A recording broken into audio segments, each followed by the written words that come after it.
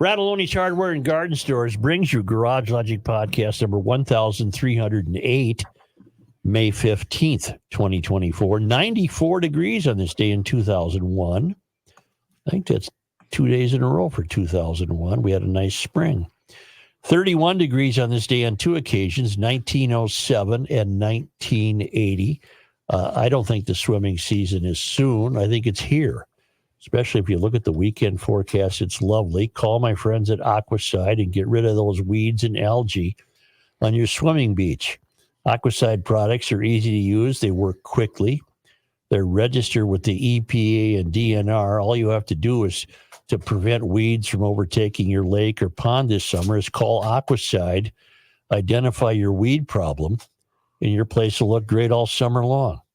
Call Aquaside at 1-800-328-9350 or go to aquaside.com. Hail the flashlight king. Hail you! And now, from the mayor's office above the boathouse on the east shore of Spoon Lake, it's Garage Logic with Chris Reavers manning Technology Corner, Kenny Olson from the Krabby Coffee Shop, John Heidt in the newsroom, and of course, the rookie. Here is your flashlight king, fireworks commissioner, and the keeper of common sense, your mayor, Joe Souchere. You were playing something for me when it was just you and I here, and I said that can't be real, and I continued. Then I said, "Stop it right away. Let's play it on the air." This is Mayor Eric Adams of New York. Give me more. And are you getting this? Is this something he held a press conference yesterday? Okay. The audio is from the website known as MSNBC. Okay, that's not Twitter. No. Okay, let's play this, and let's play real or not. How do we have a large body of people that are in our city and country that are excellent swimmers, and at the same time we need lifeguards? And the only obstacle is that we won't give them the right to work to become a lifeguard. That just doesn't make sense. What? He's referring to, I should have set that up. He's That's referring to the new friends we have in New York City. That can't be real. There's 5 pools in New York and 5 million immigrants. What? That can't be real. You know what else? No, you need to verify that. I am. I'm pulling it from this website called MSNBC. And the other thing that I found startling is the city's deputy mayor for health and human services. Her name is Ann Williams-Isom. Mm-hmm. She said, Joe, that there are more than 197,000 migrants in New York City and 50,000 different applications for asylum currently. Mm-hmm. Wait a minute now. Check this out. You mean to tell me that what occurs to the mayor of New York is that... Yeah, that's what I don't get. Is that because he must have seen some CNN video of some poor sap trying to swim across the river that these people would make good lifeguards? Hey, Jose, I saw you coming across the river with your kids strapped to your back. Which isn't funny because many of them were trying to help their children. The assumption he made. So, that's questionable. I'm going right to Yarmos. Wait a second, Joe. Wait, do you think what I thought yesterday when I saw this going around, that maybe what I'm missing is there's a local story in New York about how a shortage of lifeguards is keeping some pools closed? Could be. Rook, look that up quickly. Right. Is there a shortage of lifeguards in New York City? There's your Google search. Now, I know. How do you even? Here's what I think. I think that the country's over. Oh, yeah. It's over. And I'm being deadly serious. And the nature of this show has to change to either enjoy the fact that it's over or go nuts. Right. Because this can't be the mayor of the country's largest city is saying of his 150,000 illegal guests. No. 197,000. 197,000 illegal guests that he could provide jobs for perhaps 5 of them, and he's lamenting the difficulty it would be to have them acquire work permits. A national lifeguard shortage has left pools and beaches across the country understaffed and in some cases shuttered. In New York City, the summer season has been marked by reduced capacity, unannounced pool closures, long lines to get in, and the cancellation of free swim lessons. It looks like they have New York City has about 1/3 of the lifeguards needed to patrol beaches and pools this summer. There are 280 lifeguards returning and another 200 recruits, but the city needs 1,400 total. Also, is it difficult to become a lifeguard? That's good. You just solved my problem. Okay. It's probably true that Adams might have had that local story in mind, and so what springs to his poor mind is the idea that, but these people can really swim. They swam the Rio Grande Yeah. so they can be lifeguards? Is that what he's saying? Now, how is that different? If John might remember this, was it Al Campanis who was the GM of the Dodgers? Yep. Who said on Nightline, I'll never forgive Dave Kopp. What was his name? Ted Koppel. Ted Koppel. Let Al Campanis twist in the wind. He killed him, cost him his job. He just killed him because for some reason, I can't remember the episode of Nightline, but Ted Koppel was saying, why aren't there more black front office people in baseball?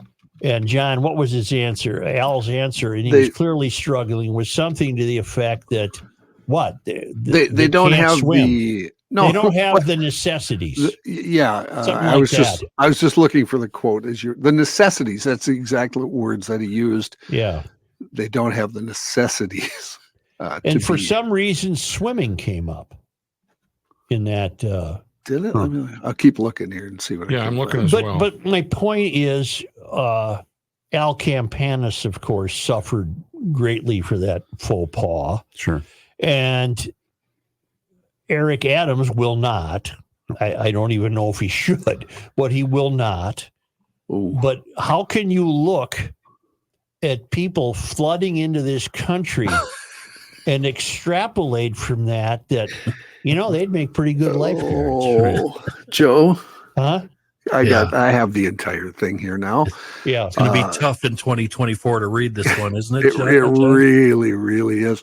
Campanis is asked why there are no black managers or black general managers or black owners. Campanis answers, well, Mr. Koppel, there have been some black managers, but I can't answer that question directly. The only thing I can say is you have to pay your dues when you become a manager. Koppel, that's a lot of So far, so good. Koppel says, that's a lot of baloney. There are a lot of great black players, great baseball men who are black, who could dearly love to be in a managerial position. Is there still that much prejudice in baseball today? Campanis, no, I don't believe it's prejudice. I truly believe they may not have some of the necessities to, let's say, be a field manager or perhaps a general manager. Koppel, do you really believe that? Well, I don't say that all of them, but there certainly are short. How many quarterbacks do you have? How many pitchers do you have that are black? Koppel, yeah, but I got to tell you, that sounds like the same sort of garbage we've heard for 40 years about players. Campanis, and here's what you remembered. No, it's not garbage, Mr. Koppel. Why are black men or black people not good swimmers? Because they don't have the buoyancy. Oh, boy. Holy crap. Jesus. Holy crap. Koppel replies, it may just be because they don't have access to all the country clubs and all the pools. Boom. Nice comeback. Oh. But Campanis, he wasn't trying to be cruel. He's just an idiot. Right. Yeah. So when you're interviewing an idiot like Koppel was, you either have the killer instinct or you don't. And Koppel had the killer instinct, so he killed him. And in the story, it also says during the commercial break, the producer, Rick Kaplan, said Koppel tried to help him. I've never seen Ted off air try to bring a guy back and say, Al, are you hearing yourself? Do you hear what you're saying? Are you sure you don't want to rethink that? And Koppel apparently, when they came back, tried to do that, but it just got worse from there. So, well, I took us a little off base, but somewhat in the same arena is the black mayor of New York assigning to the illegals their ability to swim. Right. And he has nothing to base that on, except seriously watching videos of desperate people trying to swim the Rio Grande. There's also a commenter on here who has a decent point. He stopped short of saying that they need to change the language to la ayuda, which means help. Yeah. In Spanish. Yo la tengo. Yo la tengo. I got it. Yeah. Well, God help us. Wow. It's over. So we're living in a And- Saturday Night Live skit, is what And you're I'm saying. going to Yarmouth. Okay. I'm going to get a bottle of JMO and then Lucky Strike Straights. Those are my favorite when I quit. I was stealing Lucky Strike Straights from one of my mother's friends, Fran. And I love them. LSMFT. Lucky Strike means fine tobacco. It was toasted. I can still taste it. I love it. And I'm going to just sit and just probably end my life because because the country's over. The country is over. I got nothing but examples, but here's why the nature of the show should change. You all know we have examples. You hear them every day. Every single day. Now, for example, you have scheduled now. We learned that on June 27, Biden and Trump will debate. Yes. Trump might very well have to debate from jail in his little striped suit. Yeah. Well, how can this be? How can this be How'd we that this get is here? what's happened is that two of the most undesirable presidential candidates in the not two of the most, the two most undesirable presidential candidates in the history of the country, they're going to have a debate, one of whom could be in jail. I have. Guarantee you, Trump will win. I guarantee you. The polling suggests that no one will change their mind about Trump if he is convicted in this money trial. 88%, Joe. I'm 88%. I'm so glad you brought this up. In my hands, my nicotine-stained fingers, I have 13 seconds of audio from your president, Biden, and I want you guys to pay close attention to this. Donald Trump lost 2 debates to me in 2020. Since then, he hadn't shown up for debate. Now he's acting like he wants to debate me again. Well, make my day, pal. I'll even do it twice. So let's pick the dates, Donald. I hear you're free on Wednesdays.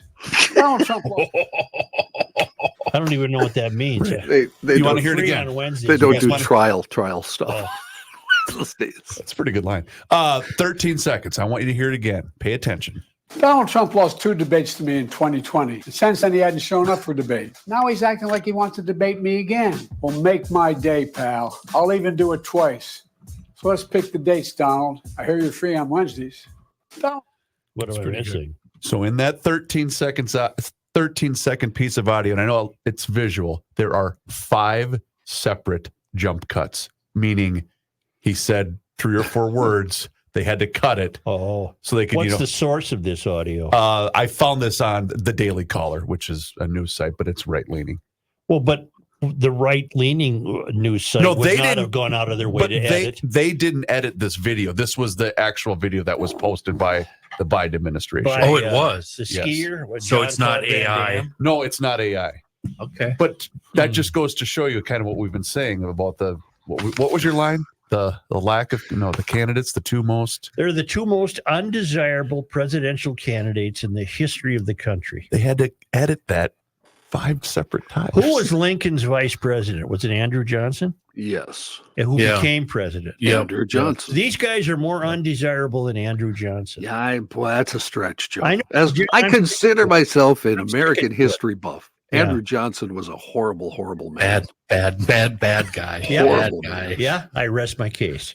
Okay. Well, Wow. That's a fun debate. I wish I would have come more prepared for that. We're But going to yeah, disagree on at least I- half that. Then. I think I might be on the John side on this one because, God, he was awful. See, maybe the way we handle things now is rather than lament rather than lament more poor government spending, maybe what we do is announce the next fraud opportunity. I love it. So how about let's do it this way then. All right. You give me a headline. Yep. I assume you're going somewhere local. Yes. Just read a headline once. Let's see if we can change the nature of the show. Go ahead. Governor Walz announces over $100 million for state homelessness programs. Okay, Let's go. listen up. Every fraudsters, you got this is tailor-made for you. Walz is coming up with $100 million in state grants to award organizations serving Minnesotans facing homelessness. This is your chance. If you missed out on the food, if you missed out on the daycare, this is your chance to get a piece of the pie. It's almost like season 3 of Fraud in Minnesota. It really is. Yes. This is a great If you missed opportunity. season 1, We could be like a job shop for fraudsters. Yes. Right now, jump into the deep end of the pool if you can swim. If you're an illegal immigrant. right. Yes. All right, fraudsters, listen up. The money will support services including street outreach. Come on, you can put together a little street outreach. Heavens, yes. Shelter and harm reduction for drug users. You got this. This is unnatural to steal money from the taxpayers. The Minnesota Department of Health and Human Services awarded 4 sets of grants. Well, they didn't award anything. They don't have any money to support Minnesotans experiencing homelessness late last year after a streamlined application process. Streamlined application processes are what led to the food fraud. So you got to be careful. Right. This is your invite, people. Mhm. It's streamlined. That's a buzzword. That's a key word for you to know. You can pull off fraud easier if these programs are streamlined. Funds went to 135 organizations in the Twin Cities, reaching people experiencing homelessness in all 87 counties. The funds went there. There's still homelessness. What happened? Can't get rid of it. No matter how much money you throw at it. Funds will support projects including in Hennepin and Ramsey counties. This funding will support an outreach team delivering hot meals. Come on, foodies. Oh, boy. You got a chance here. Backed by popular demand. Oh, it is. An outreach team delivering hot meals 365 days a year. That's a lot of meals, for Joe. lunch and dinner to people in encampments and temporary living spaces. Come on, you got this. Our Somali friends are salivating. Are salivating. Yes. Wringing their hands. We might even get the guy to come back from Libya. Remember, he got 30 days to go take care of stuff. There are guys 2 who went years back ago. home Yeah. to sell at resorts that they bought illegally, you know, Right. and they got that money. They might look at this and say, Well, wait a minute. I think it's safe to go back. Yeah. I think they've forgotten about I think they did it. In fact, they used the word streamlined And again. can you imagine the conversation that this guy's having, Mohammed, whatever his name was? Wait a minute. They're doing this again? Okay, we got to get a ticket. We got to get out of here. Duluth, you're not out of this. St. Louis County, the funds will support street outreach capacity in Duluth. You got this, Duluth. Are there Somalis in Duluth? Oh, God, yes. Yeah, I think they're all over. This is a no-brainer for the fraudsters. The worst governor in the history of Minnesota has come up with another $100 million to lose with no evidence that it You will know what? succeed in Where's anything. he picking the $100 million from? Oh, Was that Matt, he sitting gets around? that from you. Joe. You know what he's doing? He's making it rain. That's right. Go Walz. This is The fantastic. equivalent of going into a strip club and just throwing out Yeah. $100 bills. He's Oprah. You get a fraud. You get a fraud. Peggy got in on it. Flanner. Okay. Flanders. Housing is more than a roof overhead. It's health, safety, and a springboard for opportunity. And every Minnesotan deserves a safe place to call home, said Lieutenant Governor Flanagan. That's why this funding is so important. Spread between 135 organizations across Minnesota. These grants will ensure that everyone can access the support they need to find and secure safe, stable housing. Together with DHS, we are continuing towards our mission of preventing and ending homelessness. You won't, Peggy. This is all corrupt. You will lose the $100 million, and you are explicitly inviting additional fraud. I don't even think it's a prediction. There will be fraud. That's 704, a little over 740,000 per. There will be fraud. All you got to do is show up with your hat in your hand and tell them you got a little outreach program you put together. They'll write you a check. Nobody will check on you. Nope. And you can come back for Free more. money. You'll Free- come you don't back have to for do more. anything. And homelessness will not disappear. Nothing will happen. There'll be more and more encampments, but you'll end up telling us, despite the fraud, that you've done a great job. It sounds like a new movie coming out next month. There will be fraud. There will be fraud. It's like Peaky Blinders. That was a fraud. In a The land problem- far away. The problem here with us is we're not jumping in on this bandwagon. We need to come up with some sort of organization, maybe Ferraris for everyone, so we can get our cut. I told you And- when the COVID scandal hit, I said all we have to do is write a letter, Yep. apply for some money, and we would have gotten it. Because it would have been us, we would have been prosecuted. Right away. 'Cause Yeah, we're we'd white. already be in Right. jail. So because we're white, we would have been prosecuted. For sure. Yeah. Even if I had said, "Here's the check, we didn't spend a nickel of it. I just did it to show you what's happening," Still. they still would have put me in jail. Yeah. Mhm. And I would have claimed I had nothing to do with it. Joe, who? Oh man. Yeah. Never heard of them. But this kind of thing goes across the board, Joe. I mean, like I've discussed with you before, the cannabis cabinet has decided that if you want to open up a cannabis related business and you've been convicted in the past of a cannabis crime due to equity, you go to the front of the line. Something very interesting was on the news last night regarding cannabis. And that is, I think it was Channel 5. They visited a guy who has a form of MS. He's in Right. a wheelchair. Yep. And he grows his own stuff.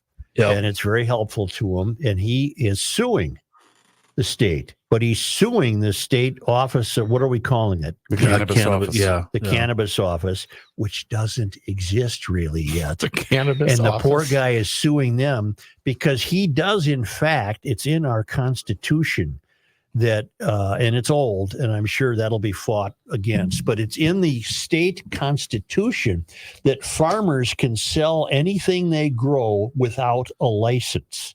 It's in our Constitution. And this guy is arguing that that should apply to him. I don't disagree with him.